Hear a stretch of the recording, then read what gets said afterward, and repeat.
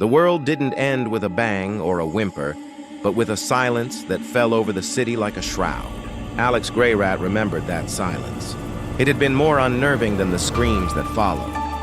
He was in his home office, a converted sunroom filled with the gentle aroma of coffee and old books, fine-tuning a financial report for a client who would never see it. His daughter, Lily, was 7 years old, a whirlwind of energy and curiosity usually contained within the walls of her bedroom, which was a testament to her twin passions for astronomy and stuffed animals. Glow-in-the-dark stars competed for ceiling space with a menagerie of plush creatures. "Daddy, can we get ice cream after dinner?" Lily had asked, her voice a bright, clear bell cutting through his concentration.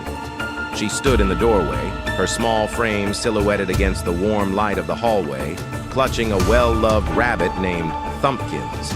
Alex had smiled, saving his document. "Maybe tomorrow, Starlight. It's a school night." That was the last normal conversation. The last one where the biggest concern was homework and the potential for a sugar rush. The news reports had been grim for weeks. A new, aggressive flu strain they were calling the Decay. It caused high fever, necrosis in the extremities, and most disturbingly, severe neurological degradation, aggression, loss of higher cognitive function, and a strange, insatiable hunger. The authorities said it was contained. The authorities were wrong. The first scream from outside was distant, a car alarm shrieking in response. Alex had frowned, getting up to look out the window. Their suburban street, usually a placid stream of manicured lawns and sedans, was wrong. Mrs. Henderson from across the street was stumbling down her driveway, her posture hunched, her movements jerky. "Mr. Albright?" Their retired neighbor was approaching her, not to help, but with his arms outstretched in a grotesque parody of an embrace. Alex saw him lunge, his jaw unhinging in a way that was utterly inhuman, and sink his teeth into the old woman's neck. A cold, sharp terror, colder than any he had ever known, pierced Alex's heart. He didn't process it, didn't believe it. His brain screamed impossible, but his body moved on instinct. He slammed the lock on the front door, deadbolted it, and ran to Lily's room. "Daddy, what's that noise?" she asked, her eyes wide. "Just some people arguing outside, Starlight," he said, his voice tight. He scooped her up, thumpkins and all. "We're going to play a game. A quiet game. In the basement." He spent that first night huddled with his daughter in the wine cellar, the thick door barricaded with a rack he'd torn from the wall. The sounds from above were a symphony of hell. Shattering glass, guttural roars, and worst of all, the wet, tearing sounds of consumption. Lily cried silently into his chest, her small body trembling. Alex held her, his own terror a living thing clawing at his throat, and made a promise, a silent, desperate vow. He would get her out of this, or he would die trying. Chapter 2. The Fortress. 2 weeks passed. The initial chaos subsided, replaced by an eerie, punctuated quiet. Their home became a fortress. Alex had boarded up every window on the first floor with planks from the backyard fence. The power failed on the third day, plunging them into a twilight existence. The water sputtered out a day later, a final gasping trickle of rusty liquid. They lived on canned goods, lukewarm soup, and bottled water. Alex rationed everything with a meticulous, paranoid precision. He became a creature of routine. Check the barricades, listen at the windows, watch the street from a small, strategically placed gap in the upstairs bathroom window. The things that had been their neighbors still shambled through the streets. The Grade, as the final news bulletin had called them before the signals died completely. They were not the fast, sprinting zombies of movies. These were slow, relentless, their movements stiff and broken. Their skin was the color of bruised concrete, and their eyes were milky orbs, devoid of anything resembling thought. But their mouths were always slightly open, a dark maw from which a low, constant moan emanated. It was a sound that seemed to sap hope itself. "Daddy, are the sick people ever going to get better?" Lily asked one afternoon as they shared a can of peaches. Alex looked at her, at the innocent hope in her wide blue eyes, and felt his heart break. "I don't know, baby. I hope so." He had to be her rock. He couldn't afford to show fear. even when he woke up in a cold sweat, the moans from outside having woven themselves into his nightmares. He taught her to be silent, to communicate with hand signals. He showed her how to use a knife, a small paring knife, her small hands trembling around the handle. Only if one of them gets too close, Lily. Only if there's no other way. You aim for the eye or right here, he said, tapping the soft spot under his chin. His stomach churned with the horror of it, teaching his little girl how to kill a thing that wore a human face.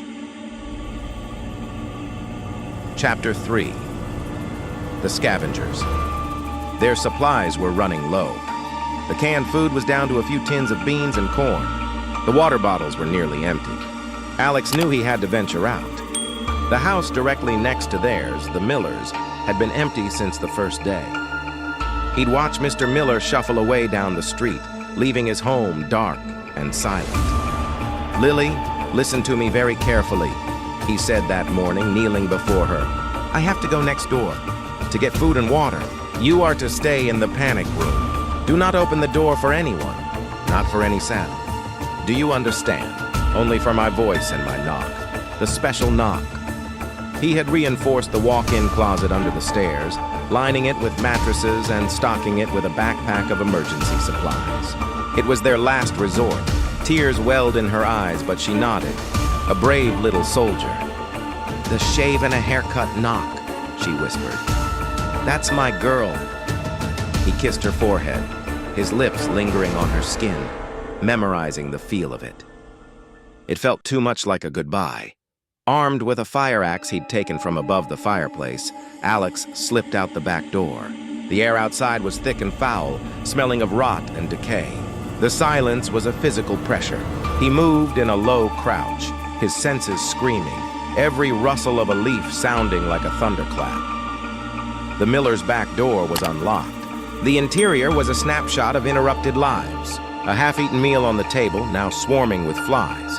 He moved quickly, stuffing a backpack with cans from the pantry and bottles of water from the garage. His heart hammered against his ribs. He was almost done when he heard it. A low, wet growl from the living room. He turned slowly. Mrs. Miller was crouched over the body of her husband, or what was left of him.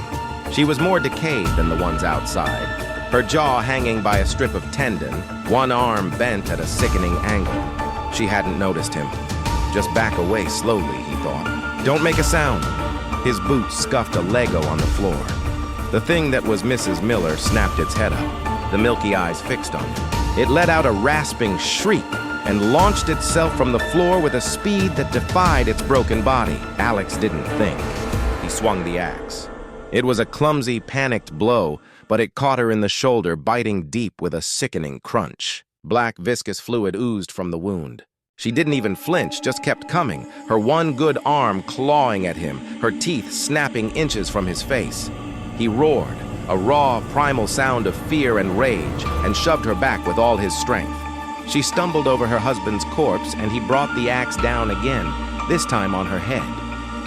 The sound was wet and final. The thing went limp. Alex stood there, panting, covered in splatters of black gore, the coppery smell of blood filling his nostrils. He vomited onto the expensive Persian rug. He had just killed his neighbor. A woman who had brought them cookies at Christmas. The horror of it was a cold stone in his gut. This was the world now. This was survival. He returned home, his hands shaking so badly he could barely execute the special knock.